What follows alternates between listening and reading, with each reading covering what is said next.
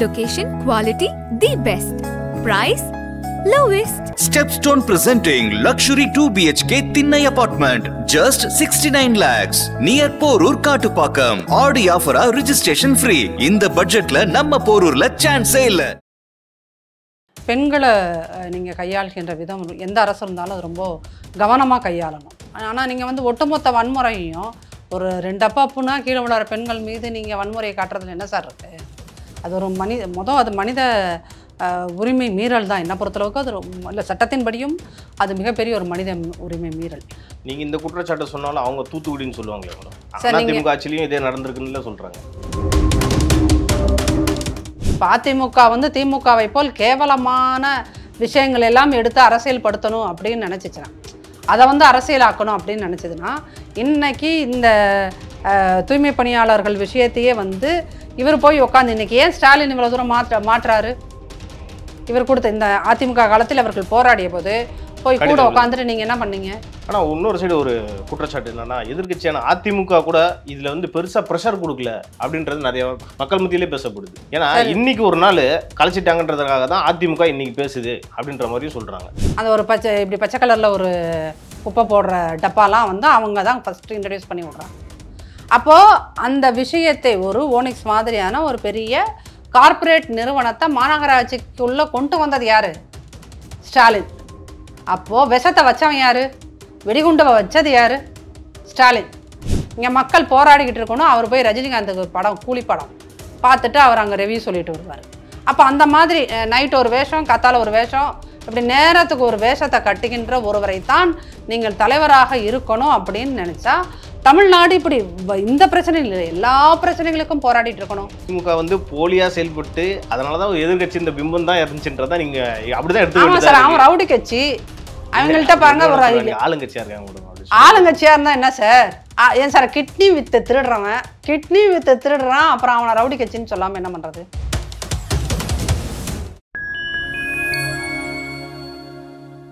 Fine time media நேயர்களுக்கு வணக்கம். நான் தேவராஜன். இன்று நம்மோடு இணைந்திருப்பவர் அதிமுகவை சேர்ந்த திருமதி நாச்சியால் சுகந்தி அவர்கள். வாருங்கள், அவரிடம் பல்வேறு கேள்விகளை முன்வைக்கலாம். வணக்கம் மேடம். வணக்கம். பார்த்துருப்பீங்க நேற்று நைட் என்ன நடந்துச்சுன்ட்டு. தூய்மை பணியாளர்களை வந்து குண்டுகட்டாக அரெஸ்ட் பண்ணியிருக்காங்க. அது எப்படி பார்க்குறீங்க? அதிமுக அதை எப்படி பார்க்குது? இது வந்து ஒரு மிகப்பெரிய மனித உரிமை மீறல் செயல். முதல்ல என்ன அப்படின்னீங்க, நீங்கள் பெண்கள் அதில் போராட்டத்தில் ஈடுபட்ட பலர் வந்து பெண்கள், அந்த பெண்களை நீங்கள் நள்ளிரவில் கைது பண்ணியிருக்கீங்க. அவர்கள் எல்லாத்தையும் பேருந்தில் ஏற்றிட்டு போய் எங்கேயும் நடு ரோட்டில் இறக்கி விட்ருக்கீங்க. அந்த பீச்சுக்கிட்ட நடு ரோட்டில் இறக்கி விட்ருக்கீங்க. சிலரை சமூக கூடங்களில் நாங்கள் அடைச்சிருக்கோம்னு சொல்கிறாங்களே. ஆமாம், சிலரை வந்து அந்த வேளச்சேரி மாதிரி இருக்கிற அந்த வேளச்சேரி ஒட்டி இருக்கிற எல்லா ஏரியாலையும் அடைச்சி வச்சுருக்காங்க. உணவு கொடுக்காம, தண்ணி கொடுக்காம அவங்கள அடைச்சி வச்சுருக்காங்க. அப்புறம் அந்த போராட்டத்தில் ஈடுபட்ட ஒரு வழக்கறிஞர் நிலமொழி செந்தாமரை அவங்க பேர், அந்த அம்மா, இன்னொருத்தவங்க வளர்மதின்னு, இவங்களாம் பெரிய சோசியல் ஆக்டிவிஸ்ட், நிறைய பிரச்சனைகளுக்கு குரல் கொடுத்துருக்கிறார்கள். இவங்கள வந்து அவங்க மயக்கமாகிற வரைக்கும் போலீஸுன்னு இல்லை, அன்யூனிஃபார்மில் இருந்த ஆட்கள் அவங்கள வந்து இரவு முழுக்க அடித்திருக்கிறார்கள். அப்போ இதெல்லாம் வந்து என்னென்னா, ஆக்சுவலி இப்போ வந்து ஹியூமன் ரைட்ஸ் கமிஷன் இதுக்குள்ளே என்ட்ரு ஆகணும், அதுதான் சரியாக இருக்கணும். நீங்கள் ஆண்கள் போராடும் போது அவங்கள கையாளுகின்ற விதம் என்பது வேறு, பெண்களை நீங்கள் கையாளுகின்ற விதம் எந்த அரசு இருந்தாலும் அது ரொம்ப கவனமாக கையாளணும். ஆனால் நீங்கள் வந்து ஒட்டுமொத்த வன்முறையும் ஒரு 2 அப்பாப்புனா கீழே விழாற பெண்கள் மீது நீங்கள் வன்முறையை காட்டுறதுல என்ன சார் இருக்குது?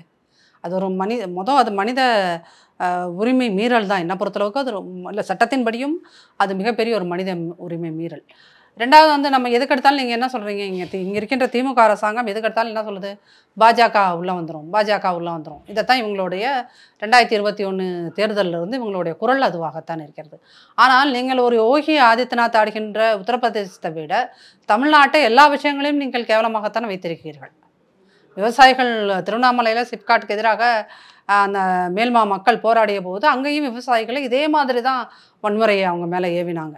நீங்கள் இந்த குற்றச்சாட்டை சொன்னாலும் அவங்க தூத்துக்குடின்னு சொல்லுவாங்களே மேடம், அதிமுக ஆட்சியிலையும் இதே நடந்திருக்குன்னு சொல்கிறாங்க. சார், நீங்கள் அதிமுக ஆட்சியில் தூத்துக்குடி ஒரு துயர சம்பவம் நடந்தது, அது எந்த அதிமுக காரர்களும் அதை மறுக்க மாட்டார்கள். அதற்கு இன்றளவும் அதிமுக வருத்தப்படுகிறது. சரிங்களா? அதற்காகத்தான் அதிமுக ஆள்கின்ற காலகட்டத்திலேயே ஒரு நபர் கமிஷனும் போட்டது.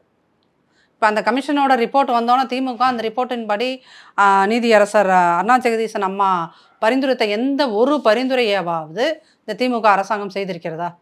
அதுதான் எங்களுடைய கேள்வி. அப்போ நீங்கள் வந்து என்னென்னா அதிமுகலாம் நடந்தது தான் இல்லைன்னு நாங்கள் சொல்லலை, மறுத்தமா? இல்லை. அதை வந்து நாங்கள் அப்படி செய்யலை சார் அப்படின்னு எங்கேயாவது வந்து ஆமாம் அப்படி தான் நடக்கும்னு நாங்கள் தெனாவட்டம் எங்கேயாவது பேசியிருக்கோமா? அப்படி எங்களுடைய எந்த அமைச்சர்களும் மக்கள் முன்னாடி திமுக காரனை போல மலினமான வார்த்தைகளை பிரயோகப்படுத்துகிறார்களாகவோ ஒரு போராட்டத்தை கொச்சைப்படுத்துகிறார்களாகவோ இருக்க மாட்டோம். நீங்கள் எல்லா மீடியாவும் வந்து ஆகும்னா நீங்கள் வந்து இதை சொல்கிறீங்க வந்து உங்கள் ஆட்சி காலத்தில் இது நடந்தது. அதிமுக ஆட்சி காலத்தில் நடந்த மிகப்பெரிய ஒரு துயர சம்பவம் அப்படின்னா அது ஒன்று தான். நீங்கள் அதை தாண்டி வேறு என்ன சொல்லுவீங்க? ஆனால் திமுக ஆட்சி காலத்தில் இவங்க ஆட்சிக்கு வந்து முதல் நாளிலிருந்து ஆட்சியில் இருக்கின்ற இந்த நிமிடம் வரை தினம் ஏதாவது ஒரு பக்கத்தில் சட்ட ஒழுங்குங்கிறது பயங்கரமாக பாதிக்கப்பட்டுக்கிட்டே தான் இருக்குது. இன்றைக்கி சின்ன குழந்தைங்க கையில் சார் 13 வயசு பையன் கையில் 12 வயசு பொண்ணு கையில் வந்து கஞ்சா கிடைக்குது. இந்த அரசாங்கம் என்ன செய்தது? நீங்கள் என்ன சொன்ன எது கட்டலன்னு சொல்கிறீங்க? 1000 ரூபாய் நாங்கள் கொடுக்குறோம். 1000 ரூபாய் கொடுத்தா எல்லாம் சரியாயிருமா? இந்த அரசாங்கம் மக்களை எப்படி பார்க்குறதுன்னா 1000 ரூபாய் கொடுத்தா அந்த அரசு பள்ளி மாணவிகளுக்கு ஒரு 1000 ரூபாய், மாணவர்களுக்கு ஒரு 1000 ரூபாய், அவங்க அம்மாவுக்கு ஒரு 1000 ரூபாய் கொடுத்தா எல்லா பிரச்சனையும் தீர்த்தரலாங்கன்னு நினைக்கிறீங்க? இந்த ஒரு திட்டத்தை வந்து எல்லா கட்சியும் எல்லா மாநிலத்திலையும் இதை பின்பற்ற ஆரம்பிச்சிட்டாங்களே மேடம். தமிழ்நாடு இதில் முன்னோடியாக தானே இருக்குது நீங்கள் சொல்கிற எப்படி பார்த்தாலும். சார் இது முன்னோடியெல்லாம் இல்லை சார். இது வந்து என்னென்னா ஆக்சுவலி வந்து இந்த டார்ச் லைட்டை பிடிச்சிட்டு இவர் தான் சொன்னார், கமலஹாசன் தான் சொன்னார் ஃபஸ்ட்டு. அவர் கட்சி சார்பாக அனௌன்ஸ் பண்ண ஒரு விஷயம் அப்படின்னு சொன்னால் இதுதான். அதுக்கப்புறம் தான் வந்து அதை திமுக கையில் எடுத்தது. அப்புறம் அதிமுக நாங்கள் 1500 ரூபாய் தருகிறோம் அப்படின்னு சொன்னோம். இப்போ நீங்கள் வந்து அந்த 1000 ரூபாய் தரோன்னு சொல்லிட்டு அதை அந்த விஷயத்தில் கூட நீங்கள் மக்களை எவ்வளோ கேவலமாக ஏமாத்திருக்கீங்க தெரியுமா திமுக? நீங்கள் முதல் 28 மாதங்கள் ஏன் கொடுக்கல? அதிமுக அந்த இதில் ஈரோடு கிழக்கு தேர்தலில் வந்து இடைத்தேர்தல் நடந்தப்போ ஏன் கொடுக்கலாங்கிற விஷயத்த பெரிய அளவுக்கு பேசணுன்னா வேறு வழி இல்லாமல் அன்றைக்கி திமுக இதை வந்து நாங்கள் கொடுக்குறோன்னு சொல்லிச்சு. இப்போ இந்த 28 மாதம் அரியர்ஸ் கொடுப்பீங்களா? அதுவும் எல்லாருக்கும் கொடுக்கலன்னு நினைக்கிறேன். அதுக்கு வந்து என்ன தகுதி வாய்ந்த பெண்கள்லாம் அதுக்கு ஒரு க்ரைட்டீரியா வச்சிங்க.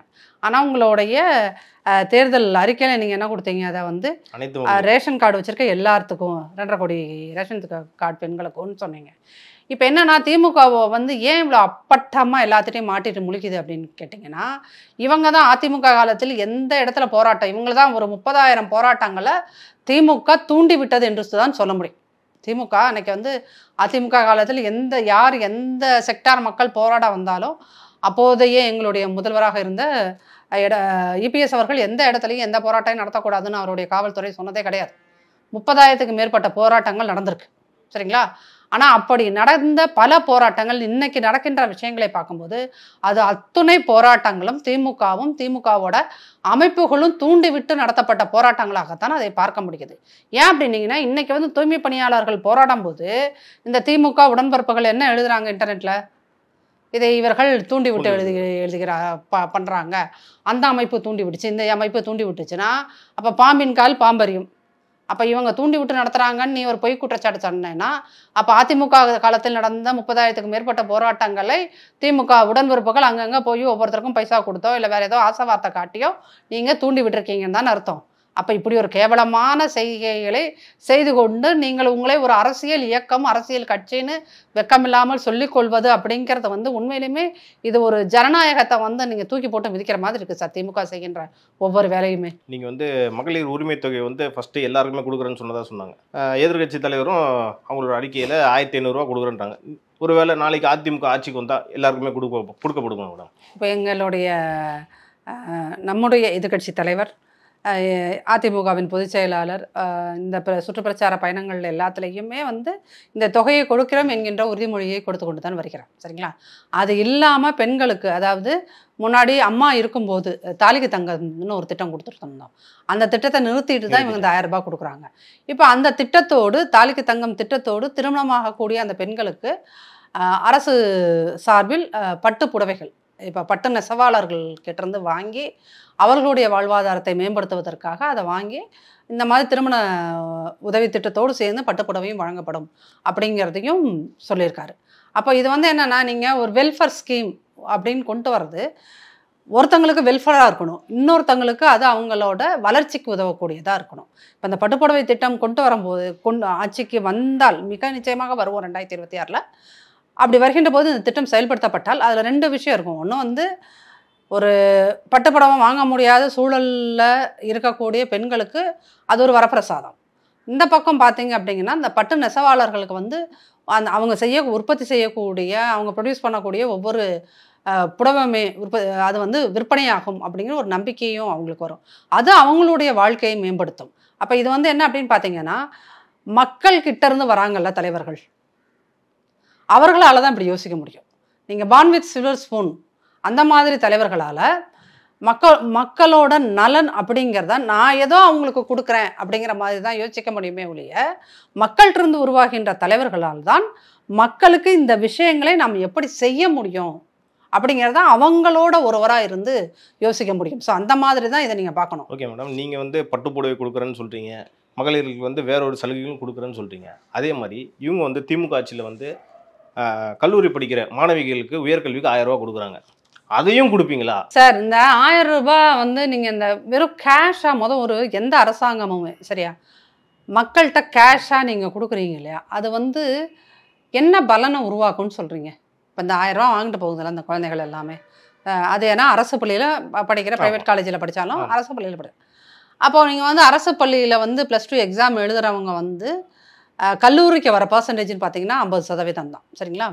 அப்படி இப்போ 4 லட்சம் பெண்கள் பரீட்சை எழுதியிருந்திருக்காங்க, +2 எக்ஸாம் பாஸ் பண்ணியிருக்காங்க அப்படின்னா கல்லூரிக்கு வருகிறவர்கள் 2 லட்சம் 2.5 லட்சம் சரிங்களா. அதில் நீங்கள் வந்து அந்த 2 லட்சம் குழந்தைங்களுக்கு 1000 ரூபாய் தரீங்க. 2 லட்சம் 2.5 லட்சம் குழந்தைங்களுக்கு 1000 ரூபாய் கொடுக்குறீங்க. இப்போ 2.5 லட்சம் 1000 ரூபாய் நீங்கள் கொடுக்குறீங்க அப்படின்னு சொன்னீங்கன்னா, அது அந்த குழந்தையோட வாழ்க்கையில் நிஜமாகவே மாற்றத்தை ஏற்படுத்தி இருக்குது அப்படின்னா அவங்களே சொல்கிறாங்களே மேடம். சார் நான் ஆள் வச்சு நானும் கூப்பிட்டு வந்து சொல்லலாம் சார். ஆள் வச்சு தான் சொல்கிறாங்கன்றீங்க. ஆள் வச்சு சார் இப்போ இந்த முந்தானேத்து கவர்னர் கிட்ட நான் வந்து பட்டம் வாங்க மாட்டேன்னு ஒரு அம்மா ப்ரொட்டஸ்ட் பண்ணுச்சு சரிங்களா. கடைசியில் அது யாருன்னு பார்த்தா நாகர்கோயில் திமுக மனைவி அப்படின்னு. அப்போது நீங்கள் வந்து மக்களை பொலிட்டிசைஸ் பண்ணுறதுங்கிறது வேற, நான் என்னுடைய அரசியலுக்காக பொலிட்டிக்கலாக ஸ்டண்ட் பண்ணுறதுங்கிறது வேற. இப்போ அந்த அம்மா அமலப்பட்டு போயிட்டாங்க. ஏன் அந்த அம்மா இதை பண்ணாங்க அப்படின்னு பார்த்தீங்கன்னா, அவங்க இந்த 26 எலெக்ஷனில் வந்து சீட்டு கேட்குறாங்க. நாகர்கோவிலில் திமுக சார்பாக சீட்டு கேட்கறதுக்காக ட்ரை பண்ணிட்டு இருக்காங்க. அப்போ அந்த சீட்டு கேட்கறதுக்கு இந்த இடத்த தன்னோட ஒரு பலமாக மாற்றிக்க முடியுமா, ஒரு பரபரப்புக்கு ஒரு நாள் அட்டென்ஷனுக்கு அதை பயன்படுத்திக்க முடியுமா அப்படிங்க. அப்போ இது வந்து உங்களை மாதிரி ஊடகவியலாளர்கள் ஒரு வேலை சொல்லலாம் வந்து பரவாயில்ல கிடைச்ச சின்ன சான்ஸையும் வந்து யூஸ் பண்ணிட்டாங்கல்ல, அப்போ இது ஒரு சாணக்கியத்தனம் தான். பட் இது வந்து நீங்கள் ஒரு ஜனநாயக நாட்டில் இந்த மாதிரி மலினமான யுக்திகளை எல்லாருமே பண்ண ஆரம்பித்தோன்னு வச்சுக்கோங்களேன், அப்போ நீங்கள் வந்து ஒட்டு மொத்தமாக அந்த டெமோக்ரஸி அப்படிங்கிறத வந்து நம்ம கேவலப்படுத்துகிற மாதிரி ஆகிடும். இப்போ உங்களுக்கு ஆளுநரோடு சண்டை அப்படின்னு சொன்னால், ஆளுநரோடு உங்களுக்கு பிரச்சனை அப்படின்னு சொன்னால் நீங்கள் என்ன பண்ணணும்? இப்போ வந்து நாளைக்கு அவர் டீ பார்ட்டி வைப்பார்ல, அந்த டீ பார்ட்டியில் அந்த ஒரு கப் டீக்காக போகாமல் இருக்கணும். திமுக கூட்டணி கட்சிகள்லாம் ஏற்கனவே புறக்கணிச்சிட்டாங்க சார். வருஷம் திமுக கூட்டணி கட்சிகள் புறக்கணிக்கும் சார். ஐயா முதல்வரும் துணை முதல்வரும் போய் கலந்துக்கிட்டு அங்கே அண்ணாமலைகிட்ட குசலை விசாரிச்சுட்டு இருப்பாங்க. அப்போது நீங்கள் இந்த நாடகம் இருக்குல்ல, அந்த திமுக போடுகின்ற இந்த அற்பத்தனமான நாடகங்கள் தான் மக்கள்கிட்ட இவங்களை எக்ஸ்போஸ் பண்ணுது. இப்போ அதிமுக வந்து திமுகவை போல் கேவலமான விஷயங்கள் எல்லாம் எடுத்து அரசியல் படுத்தணும் அப்படின்னு நினச்சிச்சுன்னா, அதை வந்து அரசியலாக்கணும் அப்படின்னு நினச்சதுன்னா, இன்னைக்கு இந்த தூய்மை பணியாளர்கள் விஷயத்தையே வந்து இவர் போய் உட்காந்து இன்னைக்கு ஏன் ஸ்டாலின் இவ்வளோ தூரம் மாற்றாரு? இவர் கொடுத்த இந்த அதிமுக காலத்தில் அவர்கள் போராடிய போது போய் கூட உட்காந்துட்டு நீங்கள் என்ன பண்ணீங்க? பேசினாங்க, கடிதம் எழுதினாங்க. அந்த கடிதம் தான் இன்னைக்கு மக்கள் என்ன பண்ணுறாங்க? அது கிடையாது. ஐயா நீ எதிர்கட்சி தலைவராக இருக்கும்போது இவ்வளோ நீங்கள் லெட்டர் எழுதுனீங்களே சார், அதில் என்ன சொல்லியிருக்கீங்க? நிரந்தரமாக்க வேண்டும் அப்படிங்கிற கோரிக்கையை நீங்கள் தானே எழுதியிருக்கீங்க, அதைத்தாயா பண்ணு அப்படின்னு நாங்கள் இப்போ கேட்குறோன்னு கேட்குறாங்க. அப்போது உங்களுக்கு நாங்கள் மக்கள் போராடும் போது அந்த போராட்டங்களின் நியாயம் என்ன, அதில் எத்தனை கோரிக்கைகள் 50 கோரிக்கைகள் வைக்கிறாங்கன்னா அதில் எத்தனை கோரிக்கைகளை ஒரு அரசாங்கம் பரிசீலிக்க முடியும், அவ்வளோ தூரம் செஞ்சு கொடுக்க முடியும் அப்படிங்கிறத யோசிக்காமல் யார் போராடணுனாலும் நீங்கள் போய் உட்காந்தீங்களா? உட்காந்துக்கிட்டு நாங்கள் அதை செய்து விடுவோம், இதை செய்து விடுவோம்.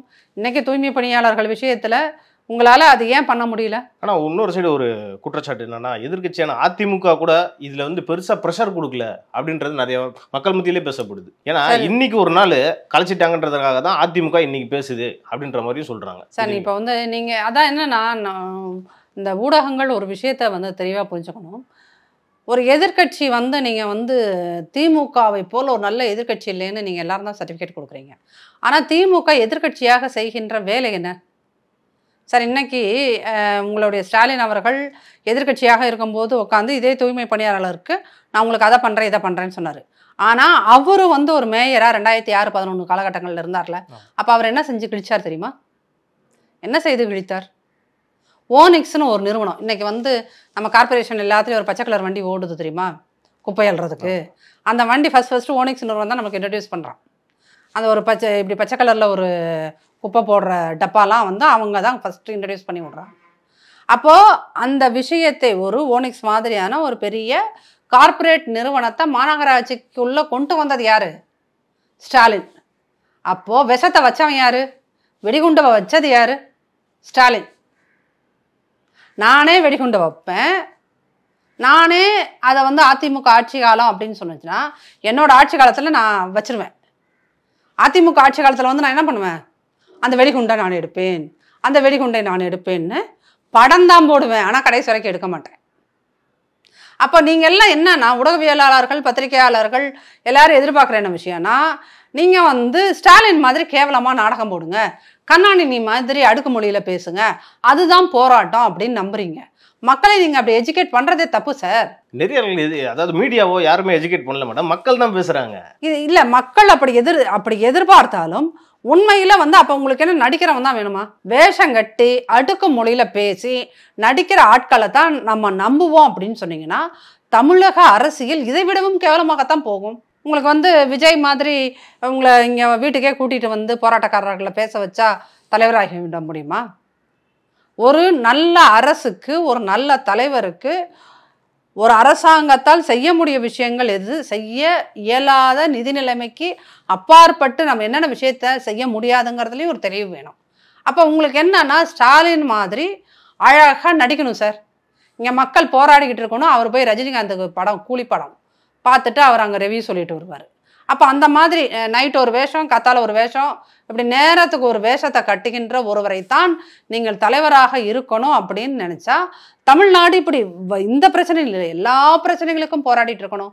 இதே ஸ்டாலின் துணை முதல்வராக இருந்த காலகட்டத்தில் தான் அங்கே உங்களுக்கு டெல்டா மாவட்டங்களில் ஹைட்ரோ கார்பன் எடுக்கணும்னு சொன்னார். எதிர்கட்சி தலைவர் கூட ஒரு வாழ்த்து பதிவு போட்டிருந்தாரு மேடம் ரஜினிகாந்த் அவர்களுக்கு. சார் நீங்கள் ஒரு தமிழ்நாட்டில் இருக்கிற ஒரு பெரிய நடிகரை வாழ்த்துவது என்பது வேறு. நான் அரசனாக இருக்கும்போது, நான் முதல்வராக இருக்கும்போது என்னுடைய வீட்டிலேருந்து ஒரு 5 கிலோமீட்டரில் இருக்கிற ஒரு இடத்துல மக்கள் குய்யோ முறையோன்னு போராடிக்கிட்டு இருக்கான். நான் போய் உட்காந்து ரஜினியோட படத்தை நான் உட்காந்து பார்த்து அதுக்கு நான் ரிவ்யூ எழுதுவேன்னா ஒரு இந்த நீரோ மன்னன் ஃபிடில் வாசித்தான்னு சொல்கிறதுக்கும் ஸ்டாலின் கூலி படத்துக்கு ரிவ்யூ எழுதிட்டு இருந்தாருங்கிறதுக்கும் என்ன பெரிய வித்தியாசம் இருக்குன்றீங்க? அப்போ இவர் இந்த மாதிரி மனிதாபிமானம் இல்லாத ஒருவரைத்தான் தமிழ்நாட்டு மக்கள் முதல்வராக்க விரும்பினார்களா? அதான் இங்கே கேள்வி. கடலூரில் கூட ஒரு இன்னைக்கு போராட்டம் 45 வார்டில், அங்கேயும் வந்து இந்த மாதிரி தனியாருக்கு விட்டுட்டு 3 மாதமாக சம்பளம் கொடுக்கல. அதுவும் சார் இந்த தூய்மை பணியாளர்கள் விஷயம் என்ன அப்படின்னு பார்த்தீங்கன்னா அதை பற்றினா ஒரு கிளியர் கட்டான உண்மைகளை யாருமே சொல்ல மாட்டேங்கிறாங்க. என்ன அப்படிங்கன்னா இப்போ நகராட்சிக்கெல்லாம் ஒரு சம்பளம் சார், சரிங்களா? மாநகராட்சிக்கு ஒரு சம்பளம், ஊராட்சிகளுக்கு ஒரு சம்பளம், 3 விதமான சம்பளங்கள் இருக்குது. இப்போ அதை தனியாற்ற கொடுக்கும்போது ஸ்டாலின் கவர்மெண்ட் என்ன பண்ணுதுன்னா இருக்கிறதுலையே லோயஸ்ட் சம்பளம் எது நகராட்சியில் இருக்குதா? அவங்க தான் 500 ரூபாய் கொடுக்குறது, 500 ரூபாயோ 505 ரூபாயோ சம்பளம். அப்போ அந்த லோயஸ்ட் சம்பளத்தை எல்லாத்துக்குமே மாநகராட்சியில் இருக்கிறதையும் அங்கே தான் ஃபிக்ஸ் பண்ணுறாங்க, நகராட்சிக்காரங்களுக்கும் அவங்க தான் ஃபிக்ஸ் பண்ணுறாங்க. அப்படி ஃபிக்ஸ் பண்ணும்போது என்ன ஆகுதுன்னா உங்களுக்கு அவங்க இது வரைக்கும் 22 ரூபா 23 ரூபா சம்பளம் வாங்கிட்டு இருந்தவங்க 23,000 ரூபா வாங்கிட்டு இருக்காங்கன்னா அதை விட உங்களுக்கு 5,000 6,000 குறையுது. இப்போ இது வந்து ஒட்டுமொத்தமாக தமிழ்நாடு முழுக்க இந்த பிரச்சனை கிளம்பும். இப்போ எல்லா மாநகராட்சிகள்லையும் இப்போ தமிழ்நாடுல நிறைய மாநகராட்சிகள் உருவாயிருச்சு. அப்போ அந்த இருக்கிற எல்லா மாநகராட்சியும் இந்த பிரச்சனை கிளப்பும். அப்போ நீங்கள் என்ன சம்பளம், அந்த சம்பளங்கிறது சார் இப்போ ஸ்டாலின் ஐயாவுக்கு வந்து ஒரு முதல்வர்னா 1.5 லட்ச ரூபா சம்பளம் வாங்கிட்டு இருந்தார். இன்றைக்கி ஆல் ஆஃப் அ சடன் அதில் பாதியை கட் பண்ணிவிட்டு 50,000 வீட்டுக்கு எடுத்துகிட்டு போங்கன்னு சொன்னால் ஒத்துப்பாரா? இத்தனைக்கு அவர் ஆசியாலேயே பெரிய பணக்காரர், ஆனால் அவர் சம்பளத்தை பாதியை கட் பண்ணால் ஒத்துப்பாரா? மாட்டார்ல. அதுதான் இங்கே நடக்குது சார். அவங்க அந்த 23,000 ரூபாய் மாநகராட்சியில் வேலை செய்கிறவன் அந்த 23,000 ரூபாய் சம்பளத்தை வச்சு தான் குடும்பத்தை இப்படியெல்லாம் நடத்தணுன்றத ஒரு இது பண்ணியிருப்பாங்க. அந்த 23,000 சம்பளத்தை வாங்கி தான் பல இடங்களில் இஎம்ஐக்கு எதையாவது வீட்டில் வாங்கி போட்டிருப்பாங்க. இப்போ நீங்கள் 23,000 ரூபாங்கிறது உங்களுக்கு வேறு கணக்கு சார், எனக்கு வேறு கணக்கு, அந்த மக்களுக்கு வேறு கணக்கு, சரிங்களா? அப்போ நீங்கள் 23,000 ரூபா ஒரு பேச்சுலராக நீங்கள் வாங்கினீங்கன்னா உங்களுக்கு வேறு கணக்கு. மாதம் 2 ட்ரெஸ்ஸு வாங்கலாம், ஒரு ஷூ வாங்கலாங்கிறது உங்கள் கணக்கு. ஒரு குடும்பஸ்திரியாக எனக்கு என்ன கணக்கு இருக்கும்? மளிகை ஜாமான் வாங்கலாம் 23,000 இவ்வளோ மளிகை ஜாமானை வாங்கலாம், இவ்வளோ வாடகை கொடுக்கலாங்கிறது. அப்போது இந்த பணம் அப்படிங்கிறது தான் இங்கே எல்லாத்துக்கும் பிரச்சனை. அப்போ நீங்கள் என்ன ஒரு இந்த கடலூர் நகராட்சியில் இல்லை கடலூர் மாநகராட்சியில் தான் இந்த பிரச்சனை வரும்ல, ஒட்டுமொத்த தமிழ்நாட்டில் எல்லா இடங்கள்லையும் இந்த பிரச்சனை வரும். அப்போ நீங்கள் இன்னைக்கு ஒரு அமைச்சரவை கூட்டினீங்களே, அதில் கூட்டி நீங்கள் ஒரு முடிவு எடுக்கணும்ல. கூட்டிட்டாங்களே மேடம், அதை கூட்டி 6 முடிவு எடுத்திருக்காங்க. அதில் இல்ல அதை கூட்டினா அப்புறம் நான் ஏதாவது எக்குதப்பா கெட்ட வார்த்தைகளை சொல்லிட போகிறேன் சார். என்ன முடிவுகளை சொல்லியிருக்காங்க சொல்லுங்க. அவங்களுக்கு வந்து அதாவது அவங்க இருப்பிடத்திலே வந்து 30,000 வீடு கட்டித்தரேன்னு சொல்லியிருக்காங்க. காலை உணவு திட்டம் அவங்களுக்கும் கொண்டு வரேன்னு சொல்லியிருக்காங்க. இதுக்கப்புறம் வேற என்ன மேடம் வேணும் சொல்லுங்க சார். அதாவது ஒரு மக்களை நீங்கள் அசிங்கப்படுத்துறதுன்னு இருக்குல்ல, இதெல்லாம் மேடம் அசிங்கப்படுத்து. இது சார் அவன் உன்ட்ட வந்து சாப்பாடா கேட்டான், அவன் உன்ட்ட சாப்பாடா கேட்டான். ஸ்டாலின் எனக்கு சாப்பாடு இல்லை, டெய்லியும் காத்தாலும் எனக்கு சாப்பாடு போடுங்கன்னு சொன்னானா? கேட்டாங்களா அந்த மக்கள் உங்க வீட்டு வாசல்ல வந்து? எப்படி பார்த்தா நல்லதானே என்ன இது சார்? முதல் இந்த சாப்பாடு போட்டு மக்களை ஏமாற்றுகின்ற ஒரு அயோக்கியத்தனத்தை செய்யாதீர்கள். இது அயோக்கியத்தனம் தான். ஒரு காலையில குழந்தைகளுக்கு சாப்பாடு போடுறீங்கன்னா ஓகே, அது வந்து உழைக்கும் மக்கள் இருக்கிற நிறைய இடங்கள்ல காலையில வீட்டுல சாப்பாடாக்க முடியாத சூழ்நிலை இருக்கும். அந்த குழந்தை ஸ்கூல்ல வந்து சாப்பிடுதுன்னா அதுல ஒரு நியாயம் இருக்கும். அதான் மேடம் அமைச்சரும் சொல்றாரு. என்ன சொல்றாரு? அதிகாலையில போறாங்க, அதாவது தெருவை பொறுக்கிறதுக்கோ சார். முதல் அந்த அமைச்சருக்கு அறிவு கட்டதானா? உண்மையிலுமே அதெல்லாம் அமைச்சர் தானா? அறிவு இருக்கிறதா? அவங்க வேலை செய்யறதே நைட்ல சார். அறிவு இருக்கா அந்த அமைச்சருக்கு? குப்பையை நீங்க எப்ப போடுறீங்க? குப்பையை அள்ளுகின்றவர்களை நீங்கள் எப்போது பார்க்கிறீர்கள்? பகலில் பார்க்கிறீர்கள்? பகல்ல அவங்க கோட் போட்டுட்டீங்க வேலை பாக்குறாங்க, ராத்திரியில தானே வேலை பாக்குறாங்க. அப்ப நீங்க அங்க வேலை பார்க்குற அந்த பெண்களுக்கு பாலியல் சீண்டல்கள் வராம இருக்கிறதுக்கு காப்பாத்துறதுக்கு ஏதாவது திட்டம் கொடுத்தீங்கன்னா உங்களை நான் பாராட்டலாம். எதுக்கு எடுத்தாலும் என்ன சோத்த போட்டு ஏமாத்துறீங்களா? இதுக்கு முன்னாடி நீங்க என்ன பண்ணீங்க? அந்த சேகர் பாபுன்னு ஒரு அமைச்சர் இருப்பாரு, இந்த ஒட்டுமொத்த மெட்ராஸுமே அவர் கண்ட்ரோல்ல இருக்க மாதிரி ஒரு கனவு கண்டுட்டு இருக்காரு. அவர் என்ன பண்ணுவாரு? மாவட்ட செயலாளர் அவர் என்ன பண்ணாரு? போன தடவை இதே மாதிரி இந்த பெண்கள் போராடினப்போ ஒரு சாமியாவை கட்டினாரு, 4 டெஸ்கை போட்டாரு, உடனே ஒரு சோத்தை போட்டாரு. நான் ஆவுனா இல்லை சார். நீங்க ஏழைகள் என்பதாலேயே மக்களுக்கு நான் சோறு போட்டு அவங்கள ஏமாற்ற முடியும் அப்படின்னு நீங்க நினைச்சீங்கன்னா அதை விட ஒரு கேவலமான அப்ரோச் எதுவும் இல்லை. அவன் கேட்கறது சாப்பாடு கிடையாது. இந்த தூய்மை பணியாளர்கள் கேட்பது உங்கள்கிட்ட கையேந்து எனக்கு சோறு போடையான்னு கேட்கல, பிச்சையா கேட்கறாங்க. பிரதமர் மோடி அவர்களும் அதுதான் பண்ணாரு. யார் செஞ்சாலும் அது தவறுதான் சார். அவங்களோட கூட்டணியில இருக்கீங்களா மேடம்? கூட்டணி இங்க பாருங்க, கொள்கை கூட்டணி கிடையாது. நாங்களும் அவங்களும் கொள்கை கூட்டணி. நீங்கள் எல்லோரும் எல்லா பத்திரிகையாளர்களும் அதை புரிந்து கொள்ளுங்கள். ஆவுனா எல்லா அதிமுக காரங்கள்ட்டையும் நீங்க அவங்களோட கூட்டணியில் இருக்கல. கூட்டணி என்பது தேர்தலுக்கான கூட்டணியை ஒழிய எங்களுடைய கொள்கைகளும் அவர்களுடைய கொள்கைகளும் ஒருபோதும் ஒன்று ஆகாது. அதை தெரிஞ்சுக்கோங்க. அதுல நாங்க கிளியரா இருக்கிறோம். நீங்க எல்லாரும் ஃபர்ஸ்ட் கிளியரா இருங்க, சரிங்களா? பாஜக கிளியரா இருக்காங்களா மேடம்? இதுல பாஜக கிளியரா இல்லைன்னா அது அதிமுகவோட பிரச்சனை கிடையாது sir. It's their cup of tea. அது அவங்களோட பிரச்சனை, அது எங்க பிரச்சனை கிடையாது. அது உங்களுக்கு எந்த பிரச்சனையும் ஏற்படாதுன்றீங்களா? எங்களுக்கு பிரச்சனை வந்தா we know how to handle it. ஏன்னா நீங்க எல்லாரும் என்னன்னா திமுக காரங்க தான் ஸ்மார்ட்டா இருப்பான், இல்ல பாஜக காரங்க தான் ஸ்மார்ட்டா இருப்பாங்க, அவங்க தான் ஸ்மார்ட்டா இருப்பாங்க, இவங்க தான் நாங்களும் ஸ்மார்ட் தான். அதிமுகவில் இருக்கவங்களும் ஸ்மார்ட் தான். we know how to handle DMK and BJP or whoever comes. அதனால சும்மா எங்களை வந்து சும்மா நீங்க அவங்களோட கூட்டணியில் இருக்கீங்களே, கூட்டணி இருக்கீங்கன்னா இது தேர்தல் கூட்டணி. தேர்தல் முடிஞ்சோன்னா அவங்க யாரையும் நாங்கள் யாரும் கூட மாறலாம். அதனால் அவங்களோட என்ன நாங்களும் அவங்கள சம்மந்தமாக பண்ணி வச்சுருக்கோம். இது ஒரு ஒப்பந்தம், அவ்வளோதான். ஒப்பந்தங்கிறத வந்து அது லைஃப் லாங்காக அவங்க எங்களுக்கு எங்கள் கூடயே வரணுங்கிற அவசியம் எங்களுக்கும் கிடையாது, அவங்களுக்கும் கிடையாது. அதே முதல் நீங்கள் எல்லோரும் தெளிவாக புரிந்து கொள்ளணும். Super madam. அதே மாதிரி இன்னைக்கு கூட்டணி, அதாவது திமுக கூட்டணி கட்சியில் இருக்கிற கம்யூனிஸ்ட் அவங்க கூட இன்னைக்கு கண்டனம் தெரிவிச்சிருக்காங்க. ஆனால் ஒரு பக்கம் வந்து எதிர்கட்சி தலைவர் வந்து கம்யூனிஸ்டுகளை வந்து ஒரு பக்கம் இவங்க அடிமையாக இருக்காங்க அப்படின்னு வேற சொல்கிறாரு. ஆனால் இவங்க கண்டனம் தெரிவிச்சுக்கிட்டு தான் இருக்காங்க. என்னதான் கூட்டணி சார், நீங்கள் ஒரு விஷயத்தை தெளிவாக புரிஞ்சுக்கணும். இப்போ இந்த தூய்மை பணியாளர்கள் விஷயமா இருக்கட்டும், அந்த இது சாம்சங் பிரச்சனை வந்துச்சே அந்த பிரச்சனையாக இருக்கட்டும், இதுக்கு முன்னாடி மேல்மாலை விவசாயிகளை நீங்கள் போட்டுப்படுத்தின பிரச்சனையாக இருக்கட்டும், இங்கே பரந்தூரில் ஒரு 13 கிராம மக்கள் போராடிக்கிட்டே இருக்காங்க 2 வருஷமாக, அவர்களுடைய பிரச்சனையாக இருக்கட்டும், இந்த பிரச்சனைகள் எல்லாம் கம்யூனிஸ்ட், அது மார்க்சிஸ்டுகளாக இருந்தாலும் சிபிஐ 2 கம்யூனிஸ்டுகளும் பெற்று தந்த தீர்வு என்ன? நீங்கள் தீர்வு வேண்டுமா? எந்த பிரச்சனை வந்தாலும் ஒரு 4 பக்கம் கண்டன அறிக்கை போதுமா? தீர்வு வேணுமா? கண்டன அறிக்கை போதுமா சார் உங்களுக்கு? நீங்கள் அரசியல் என்பதை வெறும் கண்டன அறிக்கைகள் மட்டும்தான் அப்படின்னு நினைச்சீங்கன்னா விஜய் எதை தானே பண்ணிட்டு இருக்கார்? விஜய் எதை தானே பண்ணிட்டு இருக்காரு உங்களுக்கு?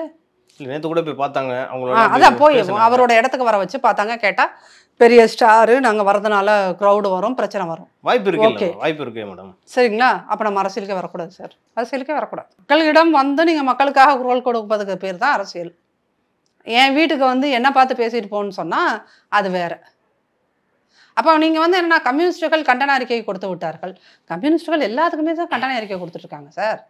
இது திமுகவுக்கு எந்த ஒரு அழுத்தமே தராதுன்றீங்களா? நீங்கள் சொல்கிறத பார்த்தா அப்படி தான் இருக்குது சார். நீங்கள் தூய்மை பணியாளர்களை அவ்வளோ மோசமாக ட்ரீட் பண்ணுறாங்க சரிங்களா?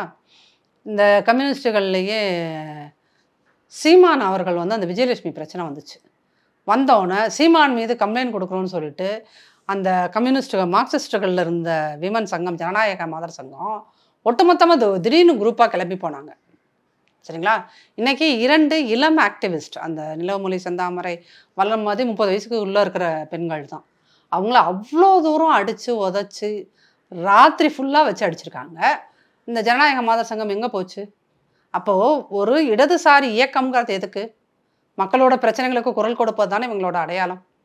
அப்போது மக்கள் பாதிக்கப்படும் போது, திமுக ஆட்சியில் பாதிக்கப்படும் போது நாங்கள் அமைதியாக இருந்து கொண்டு, இல்லாட்டா ஒரு நாள் அடையாளத்துக்கு அவர்களோடு வந்து போராடி விட்டு முடிச்சுட்டு போவோம் அப்படின்னு சொன்னீங்கன்னா உங்கள் கட்சி காணாமல் போகுன்றது தான் எங்களுடைய பொதுச் செயலாளர் சொல்கிறார். எந்த மக்கள் பிரச்சனைக்கு நீங்கள் வந்து போராட மாட்டீங்க, பேச மாட்டீங்க, ஒரு அறிக்கையை மட்டும் கொடுத்துட்டு போவீங்க. அது என்னன்னா நாங்களும் இந்த உலகத்தில் இருக்கிறோம், நாங்களும் இந்த தமிழ்நாட்டில் இருக்கோம்னு சொல்கிறோம். திமுக கூட கூட்டணியில் இருக்கிறதுனாலேயே கம்யூனிஸ்ட் கட்சி நாளைக்கு அழிய போகுதுன்னு தான் நீங்கள் சொல்கிறது. அது கம்யூனிஸ்ட் கட்சிக்கு மட்டும் கிடையாது சார், கூட்டணி கட்சி எல்லாருக்கும். காங்கிரஸுக்கும் அதுதான் கதி. காங்கிரஸுக்கு அதுதான் கதி. காங்கிரஸுக்கு எனக்கு இருக்கிற மிகப்பெரிய சவால் என்னது? 25 சீட்டு வாங்கின இடத்துல போன தடவை 25 சீட்டு வாங்கினோம். கடவுளே, இப்போ 25 சீட்டையே வாங்கிட்டா அதுவே எங்களுக்கு சாதனை. அப்போ அந்த 25 சீட்டு அப்படியே வாங்கணும்னா நம்ம என்ன பண்ணோம்? எதுக்கும் மூச்சு காட்டக்கூடாது. மக்கள் சாகறான், என்னவோ ஆய் தொலையட்டும், நம்ம எந்த பிரச்சனைக்கும் வாயை திறக்கக்கூடாது. ஸ்டாலின் ஐயாவை எதிர்த்து எதுவும் பேசக்கூடாது. அது காங்கிரஸோட நிலைப்பாடாக இருக்குது. அப்போ மக்கள் பிரச்சனைக்கு நீங்கள் எதுக்குமே பேச மாட்டீங்க. அப்போ என்ன முகத்தை வச்சுட்டு போய் நீங்கள் மக்கள்கிட்ட ஓட்டு கேட்பீங்க? அதுதான் விசிகேக்கும். வேங்கைவயல் பிரச்சனைக்கு திருமாவளவன் தீர்வு வாங்கி கொடுத்த முடிஞ்சா? 4 நேரில் அந்த பையனை வெட்டினதுக்கு ஏதாவது நீங்கள் பண்ணினீங்களா? இத்தனை அட்ராசிட்டி சார். நீங்கள் நேரில் போய் பார்த்தா போதும், ஒரு கண்டன அறிக்கை கொடுத்தால் போதும் அப்படின்னு சொன்னீங்கன்னா நேரில் நீங்கள் பார்த்து கொண்டே இருங்கள், கண்டன அறிக்கையை கொடுத்து கொண்டே இருங்கள், கட்சி கரைந்து கொண்டே இருக்கும். கட்சி கரைந்து கொண்டே இருக்கும். அதுதான் குமார். இப்ப கஸ்டோடியல் டெத்து கூட எதிர்கட்சி தலைவர் வீட்டுக்கு போனாரு. நம்ம அதையும் அப்படி எடுத்துக்கலாம்ல, வீட்டுக்கு தான் போறாங்க, பெருசா போராட்டம் பண்ணல அப்படின்னு எடுத்துக்கலாம்ல மேடம். திமுகவும் அதை தான் மேடம் சொல்லுவாங்க, நீங்க சொல்ற மாதிரியே. சார் நீங்க அதாவது அஜித்குமார் இஷ்யூ ஒரு கஸ்டோடியல் டெத். கஸ்டோடியல் டெத்துக்கு வந்து கவர்மெண்ட்டுக்கு எதிராக ஒரு எதிர்கட்சி தலைவராக அறிக்கை விட முடியும் சரிங்களா? 2வது சட்டமன்றத்தில் இது குறித்து பேச முடியும். இப்போ சட்டமன்றம் கூடும்ல, பேசுவோம்ல. நாங்கள் பேசுகிறத, எங்கள் எதிர்கட்சி தலைவர் பேசுகிறத, ஸ்டாலின் அரசாங்கத்துக்கு தில் இருந்தால் நீங்கள் அந்த நேரலையை கட் பண்ணாமல் மட்டும் இருங்க. நேரலையை எங்கள் தலைவர் பேசும்போது அதற்கான நேரலையை சாத்தான்குளத்துக்கும் பொருந்துமா மேடம் இது? சார் நீங்கள் ஒரு சாத்தான்குளம் மேட்டரை வச்சு 6 வருஷமாக உருட்டுறீங்க உங்களை மாதிரியான பத்திரிகையாளர்கள். அந்த இன்சிடென்ட் நடந்ததுலேருந்து உருட்டுறீங்க. அதுக்கப்புறம் கிட்டத்தட்ட கஸ்டோடியல் டெத் 25 கஸ்டோடியல் டெத்து நடந்துருச்சு. ஒரு சாத்தாங்குளத்துக்கு குரல் கொடுத்த உங்களால் அதே வீரியத்தோடு இந்த 25 டெத்துக்கு ஏன் பேச முடியல?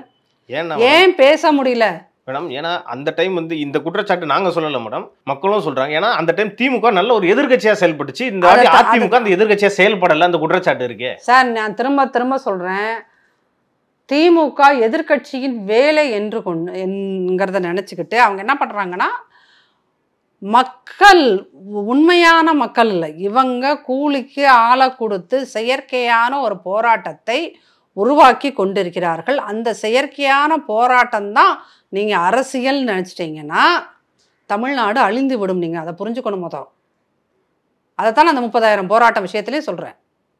அப்போ நீங்கள் வந்து என்னன்னா, குய்யோ முறைன்னு ஒரு விஷயம் நடக்கும்போது 4 இடத்துல ப்ரொட்டஸ்ட் பண்ணிவிட்டு குய்யோ முறைன்னு கத்திட்டு போனால் அதைத்தான் நீங்கள் அரசியல்னு நினச்சிங்கன்னா, அதே உங்களுடைய அப்போது எதிர்கட்சி தலைவராக இருந்தவர் சட்டமன்றத்தில் அந்த பிரச்சனையை எவ்வளோ தூரம் கொண்டு வந்து பேசினார்?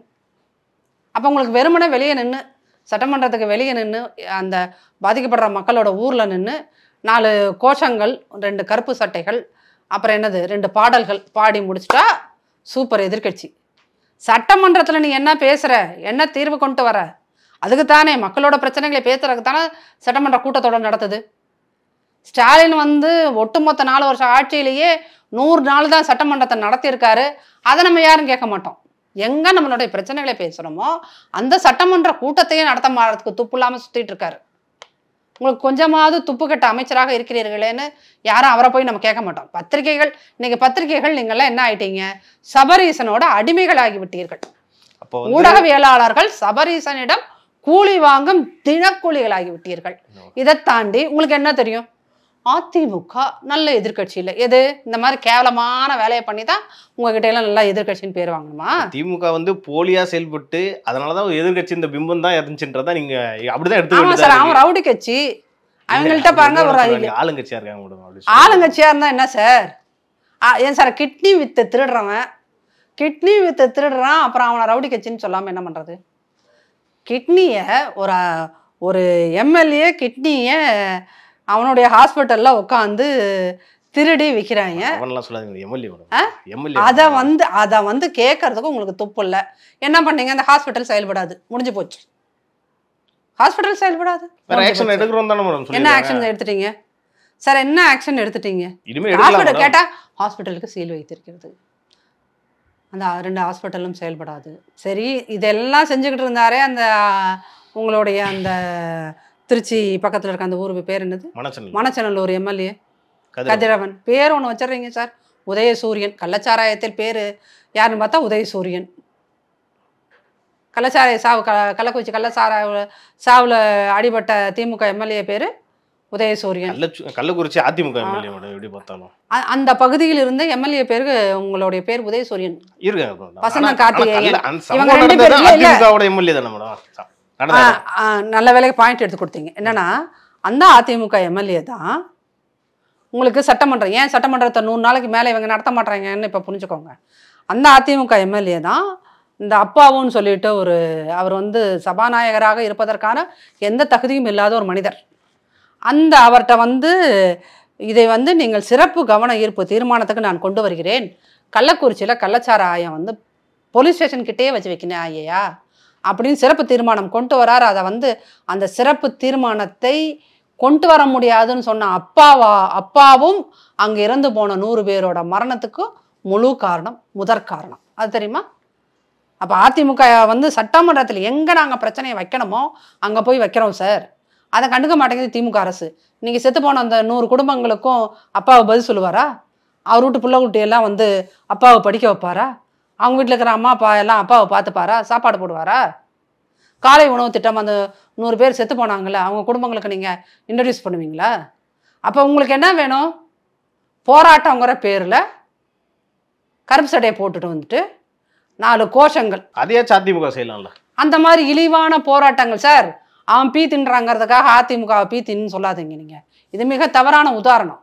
அவன் கேடுகட்ட போராட்டங்கிற நீங்கள் ஜனநாயகத்தில் போராட்டம்ங்கிறத நீங்கள் எப்படி நடத்துறீங்க? அவங்க இழிவான வேலைகள் எல்லாம் செய்வான். அதெல்லாம் அதிமுக செய்யணும்னா அப்படி செய்து உங்களை மாதிரி ஊடகவியலாளர்கள்ட்ட அதிமுக நல்ல பேர் வாங்கணுங்கிற அவசியம் இல்லைன்னு தான் நினைக்கிறேன். மக்கள் புரிந்து கொள்வார்கள். அதிமுகங்கிறது திமுகவை போல ஒரு ரவுடி கட்சி கிடையாது. எந்த பிரச்சனைனாலும் ஒரு அதிமுக எம்எல்ஏவோ வார்டு கவுன்சிலரையோ ஒரு எம்பியவோ ஒரு அமைச்சரையோ கூட நம்ம நினைச்ச நேரத்தில் அவன் வீட்டுக்குள்ளே போய் பார்க்க முடியும். திமுகவில் ஒரு நாளும் அப்படி கற்பனை செய்து முடியாது அப்படிங்கிறது மக்களுக்கு தெரியும். அதனால இந்த திமுகவோட போராட்டங்களோடு அதிமுகவை கம்பேர் பண்ணுறதை விட்டுருங்க சார் தயவுசெய்து. கட்சி பிரச்சனைகள் குறித்து நிறைய பேசணும். மீண்டும் அடுத்த நிகழ்ச்சியில் சந்திக்கலாம் மேடம். நன்றி.